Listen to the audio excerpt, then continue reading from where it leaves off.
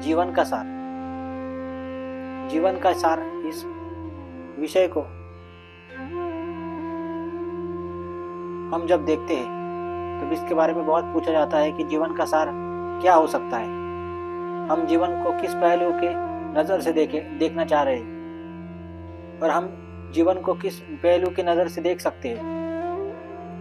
मतलब जीवन वास्तविकता में क्या है, जीवन का उद्देश्य वास्तविकता में क्या होना चाहिए और जीवन को हम किस नजरिए से देखें तो हमें परमात्मा की प्राप्ति हो, परमात्मा का उत्कर्ष प्राप्त हो। तो जीवन के सार के बारे में हम जब भी बात करते हैं, जब भी उसके बारे में हम विचार करते हैं, तब हमें यही चीज ज्ञात होती है कि जीवन अलग है और उसका सार अलग है।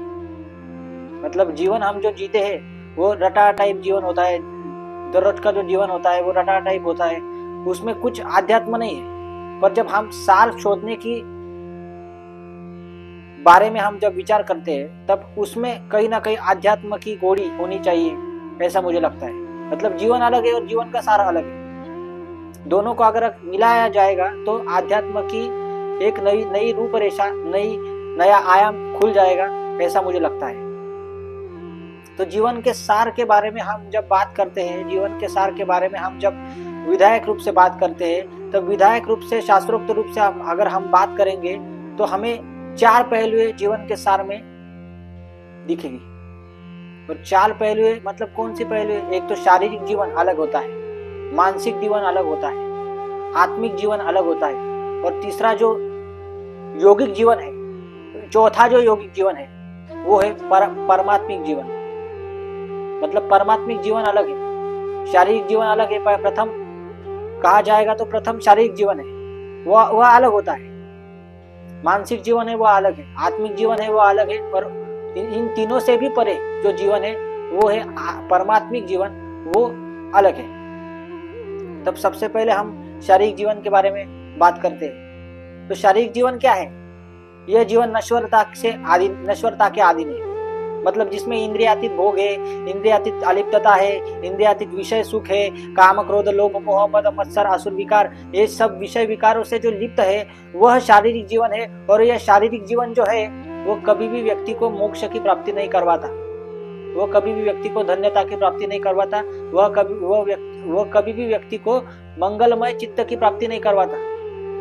मतलब शारीरिक जीवन की जो व्याख्या है वह व्यक्ति को विषय सुख में बंदिस्त कर देती है, जो परमात्मा को कभी नहीं देख सकता और परमात्मा को कभी नहीं जान सकता। वो केवल नरक की तरफ ही उसका आगमन होगा, ऐसी वो व्याख्या है। मतलब जीव की जो अवस्था होगी इस अवस्था में वो सिर्फ नरक की आदि नहीं होगी। मतलब ये है शारीरिक जीवन की व्याख्या। दूसरा है मानसिक जीवन। अभी मानसिक जीवन क्या है?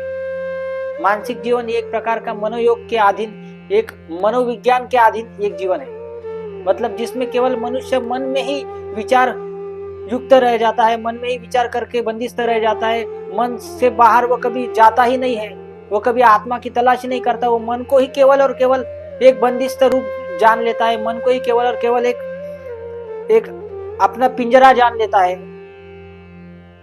पिंजरे के अंदर का जो पक्षी होता है वो कभी बाहर निकलता ही नहीं है। तो इस प्रकार की अवस्था जो है वो मानसिक जीवन की होती है। वो केवल और केवल मानसिक जीवन है, ये जो जीवन है वो सीमित जीवन है। व्यक्ति अपने प्राप्त ज्ञान को केवल और केवल सीमित दृष्टिकोण से ही जब देखेगा तब उसको मानसिक जीवन की परिभाषा ज्ञात होगी, जो आध्यात्मिक दृष्टिकोण से अनुकूल नहीं है। वो केवल व्यक्ति के बने बनाए जीवन पर आधारित है। मतलब इसका जो बना बनाया जीवन है उसी पर आधारित है। वो अपने बना बनाए जीवन के बाहर कभी जाता ही नहीं है, वो है मानसिक जीवन। और तीसरा जो जीवन है वो आत्मिक जीवन। तो आत्मिक जीवन क्या है? आत्मिक जीवन में कायिक, मानसिक और वाचिक, ये 3 तत्व दिए गए। कायिक, मानसिक और वाचिक। मतलब क्या? कि आपकी काया की शुद्धि होनी चाहिए, आपकी वाचा की शुद्धि होनी चाहिए, आपके शरीर की शुद्धि होनी चाहिए। ये तीनों शुद्धियां जब होती है, मतलब त्रिविध, मतलब क्या? सत्व रज तम, ये तीनों जो गुण है, ये जो त्रिगुण है, ये जब शुद्ध हो जाते हैं तब आप कहीं ना कहीं आत्मिक जीवन की ओर प्रस्थान कर लेते हैं। हम कह सकते हैं कि आत्मिक जीवन जो है वो कई कुछ तौर पे आध्यात्मिक दृष्टिकोण से महत्वपूर्ण माना जाता है। तो हमने बात की ये 3 जीवन की, परंतु इन तीनों से भी परे, मतलब शारीरिक जीवन, मानसिक जीवन और आत्मिक जीवन, इन तीनों से भी परे जो जीवन होता है उसको कहते हैं परमात्मिक जीवन।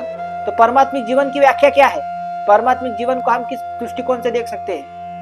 तो उसे इस प्रकार से देखा जा सकता है, आत्मयोग लीन ऋषि साधुत्व सृजन धरिते चिंतन मन शुद्धि तप तत्वाची कारण यथार्थ संज्ञान ध्यान शुद्धि शुद्ध बुद्धि उपाधि शांती ब्रह्मेची समाधी गया प्राप्तीची संधि दौड़ू नको चेतना विमर्श करियला देहू तात पुराणिक ब्रह्म सांगे। मतलब आत्मिक परमात्मिक जो जीवन है वो परमात्मा के अधीन होता है, परमात्मा के अधीन होता है। परमात्मा मतलब गुरु, जहाँ पर गुरु का स्थान है, जहाँ पर परमात्मा के सर्वोच्च गुरु का स्थान है। और जिस मार्ग को ऋषि मुनि साधु जनों ने अपनाया हुआ है, ऐसा जो परिपूर्ण मार्ग है, ऐसा जो परिपूर्ण साधुत्व युक्त मार्ग है, वह है परमात्मिक जीवन का मार्ग, परमात्मिक जीवन का सार। तो परमात्मिक जीवन को सार हम किस प्रकार से देख सकते हैं, किस दृष्टिकोण से देख सकते हैं? तो मुझे ऐसा लगता है कि ये जो परमात्मिक जीवन का मार्ग है वो पूरा सात्विक रूप से होता है। मतलब जहाँ पर आपका आहार विहार परिहार जब संपूर्ण सात्विक हो जाए और आप केवल और केवल परमात्मा को ही दृष्टिकोण से देखेंगे, परमात्मा को ही अपने दृष्टि से देखेंगे, वाचा से देखेंगे, गंध से देखेंगे, मतलब स्पर्श से केवल और केवल उसकी ही अनुभूति होगी। मतलब संपूर्ण पंचांद्रिय जब परमात्मा युक्त होगा तब आपको अपने आप परमात्मिक जीवन की क्या व्याख्या है ये आपको समझ में आएगी। तो अभंग का मैं अर्थ बताता हूँ। आत्मयोग लीन ऋषि साधुत्व सृजन धरिते चिंतन मन शुद्धि। आत्मयोग लीन मतलब आत्मिक योग के अनुरूप। देखो केवल आत्मा नहीं कहा गया है, तो आत्मा के साथ योग जोड़ा गया है। किसी भी चीज के साथ अगर योग जोड़ा जाएगा तो वो चीज महत्वपूर्ण हो जाती है। मतलब धन नहीं प्राप्त करना है तो धन योग को प्राप्त करना है, ज्ञान नहीं प्राप्त करना है तो ज्ञान योग को प्राप्त करना है। और धर्मशास्त्र में आप जहां जहां देखेंगे वहां योग हर शब्द के साथ जोड़ा गया है। तो योग को क्यों जोड़ा गया है? क्योंकि योग ही वो माध्यम है जो उस चित्त को परमात्मा के अधीन उसको ला पाएगा। इसलिए आत्मयोग लीन मतलब आत्मा में लीन नहीं, आत्मा के योग में लीन। आत्मयोग लीन ऋषि साधुत्व सृजन। जब आत्मयोग लीन ऋषि साधुत्व सृजन, जब ऋषि मुनि, जब साधु, जब कोई भी साधक अपने सृजनत्व को, अपने आंतरिक सृजनत्व को आत्मयोग लीन से चिंतन करता है, आत्मयोग लीन से भजन करता है, आत्मयोग लीन से उसका आचरण करता है, तब अपने आप उसकी मन शुद्धि हो जाती है। और मन शुद्धि को तब कहा गया है तो जो तत्व का कारण है, और यही तत्व का कारण सज्ञान का स्वरूप है जो आपको अपने आप ध्यान शुद्धि तक ले जाएगा। मतलब शुद्ध बुद्धि उपाधि शांति ब्रह्मेची समाधि गया प्राप्तीची संधि दौड़ू नको। इसका अर्थ यही है कि अगर आप इसी मार्ग से अगर आप अपना जीवन अनुसरण करेंगे, परमात्मिक जीवन का सार आप अनुसरण करेंगे, तो आपको अपने आप जो उपाधि प्राप्त होगी वो शुद्ध बुद्धि की उपाधि प्राप्त होगी। शांति ब्रह्म स्वरूप आपका जो चित्त होगा वो अपने आप समाधि की अवस्था में प्राप्त हो जाएगा। समाधि मतलब क्या है? जिस अवस्था में व्यक्ति को शांति की अनुभूति होती है, मतलब शांति की और परम शांति की और परम शांति से भी परे परम शांति ब्रह्म की जब अनुभूति हो जाती है, तब व्यक्ति समता से युक्त उसका चित्त हो जाता है, समानता से युक्त उसका चित्त हो जाता है।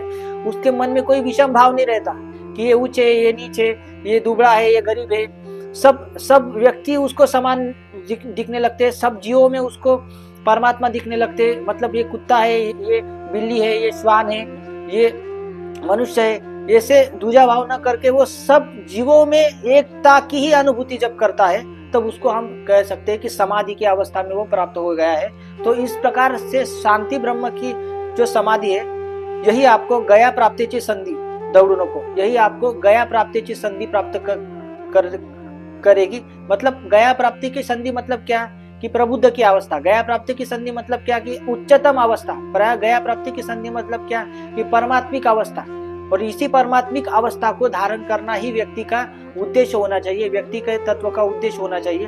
तो इसी प्रकार से हम कहेंगे कि जिसमें अक्षय नहीं है, जिसमें अक्षय नहीं है, जिसमें विलय नहीं है, जिसमें आलय नहीं है, जिसमें लोप नहीं है, जिसमें विलोप नहीं है, ऐसी जो अवस्था है वही परम तत्व की अवस्था है, वही परम शांति की अवस्था है, वही परम जीवन की अवस्था है, वही परम ज्ञान की अवस्था है। तो इस प्रकार से कहा गया है कि अगले अभंग में चेतना विमर्श करियला देहु तात पुराणी का ब्रह्म सांगे। तो इसी प्रकार से कहा गया है कि आपका जो शरीर है वो इसी प्रकार से होना चाहिए कि पुराणी का ब्रह्म सांगे, मतलब ब्रह्म तत्व के अधीन अगर आपका चित्त रहेगा तो इसी प्रकार से आप अपने जीवन को धारण कर सकते हैं। तो इसलिए इसी दृष्टिकोण से अगर हम देखेंगे कि जीवन के हमने 4 पहलू निकाले, वो एक शारीरिक जीवन, दूसरा मानसिक जीवन, तीसरा आत्मिक जीवन और चौथा परमात्मिक जीवन। तो शारीरिक जीवन जो है संक्षिप्त भाषा में अगर कहा जाएगा तो शारीरिक जीवन नश्वर जीवन है, उसमें कभी परमात्मा की उपलब्धि नहीं हो सकती। मानसिक जीवन जो है वो केवल और केवल मनोयोग पर आधारित है, वो मनोयोग से बाहर नहीं जाएगा। तो इसलिए इसमें भी आध्यात्म की थोड़ी सी जानिव रहेगी, परंतु वो आध्यात्म को प्राप्त नहीं कर सकता क्योंकि वो मन को ही सर्वश्रेष्ठ मान चुका है। इसलिए उसको मनोयोगिक सार हम बोल सकते हैं। और तीसरी बात जो है वो आत्मिक योग की तरफ है। आत्मिक योग जो है वो आध्यात्म को जान चुका है, आध्यात्म को समझ चुका है और आध्यात्म की राह पर निकल चुका है, इसको हम आत्मिक योग कह सकते हैं। और चौथा जो योग है वो है परमात्मिक योग। परमात्मिक योग को साधु संत ऋषि मुनि सभी लोगों ने साध्य कर लिया है। जो संत है, जो मुनि है, जो जिसने समाधि को अवस्था को प्राप्त कर लिया है, वो सभी ने परमात्मिक योग को ही धारण किया है, परमात्मिक जीवन के सार को ही धारण किया है। तो इस प्रकार से हम इसकी व्याख्या कर सकते हैं।